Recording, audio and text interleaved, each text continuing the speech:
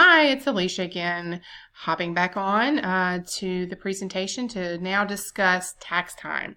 So we all wish that tax season was kind of like Sesame Street and sitting down and hanging out with Count Dracula. Well, unfortunately, it's a little more complicated these days. The IRS has recently released, effective 2018, the largest change to tax code since 1986, and that may actually be before some of you were born. So this is a major tax change. And to add to that fact, it's also 2,000 pages of data change. So it's not only complicated, it's significantly larger than we've seen in quite some time. It literally will change every single tax form the IRS issues, and that's for individuals and businesses and nonprofits. Everything's changing. So let's get a little bit of idea about what we need to do to prepare for tax season. So here are the items that you will need in order to do a business tax return or a Schedule C business on your personal tax return. So you will need an income statement. This summarizes the income earned and the expenses that you spent throughout the year. You will also need something called a balance sheet. A balance sheet records all of your assets as well as your liabilities, and whatever's remaining is your owner's equity. That is needed for a corporate return only. If you are just a Schedule C sole proprietor on your personal tax return, you do not need to produce a balance sheet. Having to produce both of these forms is where a software program like QuickBooks comes in handy. If you only need to produce an income statement, you can get away with the Excel spreadsheets or the green sheets of paper or even notebook paper to summarize your income and expenses for the month. You will also need to provide a detailed travel log, which will include all the miles driven on all your individual vehicles. If you only drive one car, you only need one log. If you have more than one vehicle, you will need a log for every single vehicle, and that log will track for you both your business and your personal miles on the vehicle during that calendar year. The next thing you'll need to assess is your home office deduction. Are you eligible for it, and which path do you prefer to take in regards to tracking your home office? So we'll go into that in a little more detail.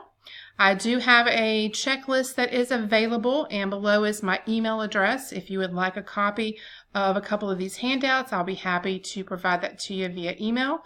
Just send it to asmcpa@yahoo.com. So here's what an income statement looks like.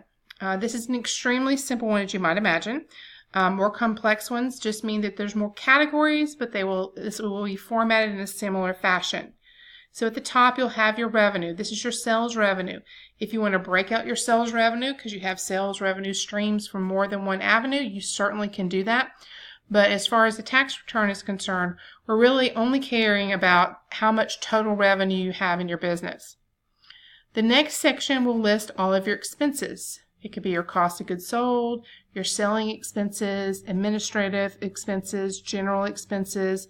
It could be interest, expenses that you pay, etc. Those will all be tallied up by category, and then ultimately that amount will be deducted from your revenue, which will result in your net income or profit. It is this number, that $10,700 in this example, that your tax is going to be paid on. As a self-employed person, you will be paying federal taxes, state taxes, Social Security, and Medicare taxes on that net income amount. Here is an example of what a balance sheet looks like. Again, this is only something you need to be concerned about if you are a business that is an LLC, a partnership, an S Corp, or a C Corp. Sole proprietors are not required to provide a balance sheet. The formula for the balance sheet is assets minus liabilities equals stockholders or owner's equity. Assets are things like bank accounts, long-term investments, property, plant, and equipment, intangible assets, and others. Liabilities are things like notes payable, credit cards payable, payroll taxes payable, things of that nature. What remains, assuming there's something that remains, that will be your stockholders' equity or your owner's equity. As they say, the IRS calls it a Form 1040 because of every $50 you make, you get 10 and they get 40. So here's an example of what a travel log looks like. So this is what you'll need to do by vehicle. As you can see, or hopefully you can see, you'll see a date. You'll also see the reason for the call. You went to travel to visit client Bilge Smith, or you went to drop samples off at client James Smith. It will include how many miles it was to and from. And you will also need to record your beginning and ending odometer readings for the year so that we can establish how much mileage you put on the car for the whole year, and we'll have to be able to separate your personal miles from your business miles. Now, if keeping a paper log is not your idea of fun, and let's face it, it's not fun, there are technology opportunities to use and provide this exact same information. So there's several apps that you can download online. The one that I have was recommended by a client of mine and have personally tested for about, 2 years now, is one called MileIQ, and that's spelled MileIQ. It's downloadable to both an Apple products and to Android product phones. And what it does is it's an app that runs in the back of your program, of your software. And every time you're in a vehicle that moves, or in a plane or a train or an automobile, it's going to track when you start and where you stop. It actually gives you an image on a map, and it will ping where you began your trip and where you ended it. And you'll be able to swipe right if it's business and left if it's personal. And at the end of the week, month, or year, you will be able to have the software email you an Excel spreadsheet that gives you the template of everything you need to know. So it's going to sort out the date, where you went, and how many miles you drove. And we will also be able to sort that by vehicle. So if you drive more than one vehicle, you can change the vehicle for that particular trip, which is pretty awesome. So you can sort it by vehicle, personal, and business, and it gives you everything that I need, or everything I would need should I be doing your tax return, in order to be able to take advantage of the automobile deduction. So that's a pretty neat little program. I do have a code that I think gets you roughly 20% off, and if you're interested in that, you can certainly reach out to me and I'll be happy to provide it for you. I don't get commission or anything from it, but I'll be happy to share it with you. So that is vehicles. So let's move forward to see if you're eligible for home office deduction. Of course, your home office does not have to look quite like this one, but it certainly has to look like a home office. What that means is it does not need to have your exercise bike or a spare bed in the room. It needs to look like an office should an IRS agent knock on your door. Now, are you going to be eligible for it? Yes, assuming it is used exclusively for your business. And the way that you handle that is you will take the square footage of that room and the square footage of your whole house, and that percentage you will be able to write off things like your mortgage, your property tax, the insurance on your home, repairs and maintenance on your home. And there's software that we use in a form that splits out. So if you have a home office that represents 10% of your home, we'll take 10% of your interest on your mortgage, take 10% of your insurance on your home, etc. The other option is, which you can do, is called taking the safe harbor method. So you don't have to track all those expenses. What you do is you just take $5 per square foot, and that's it. It's just a flat deduction, a lot less paperwork, and it's a simplified format that I'm using a lot more with clients these days. So when it comes to home office deduction, it's a fairly complex process, and so we'll have to take consideration of your personal situation, how your home is set up, how the home office itself is set up, making sure it's exclusively used space. And then what we'll do is we'll run your numbers and see if it makes sense to take the safe harbor, which is $5 per square foot, or if it's better to take a percentage of all your deductions. So we can run the numbers both ways and figure out the best path for you. Just remember that if you take one path, say the path of safe harbor, you'll need to continue using that in the future. If you choose to take the percentage of your home expenses, you'll need to continue that in the future. They don't want you bouncing back and forth between the two, ideally. Now, When it comes to taxation, let's talk about how we can teach your children about tax. And for those of you that have children, my favorite example is you can eat 30% of their ice cream. That's a great way to teach them about tax. That's the parent tax. So how about filing that annual return? What forms do you need to file? So first of all, we need to go kind of back to the beginning of my presentations and my very first one and reflect back on the fact that you could be an LLC, you could be a sole proprietor, you could be a partnership, you could be an S Corp or a C Corp.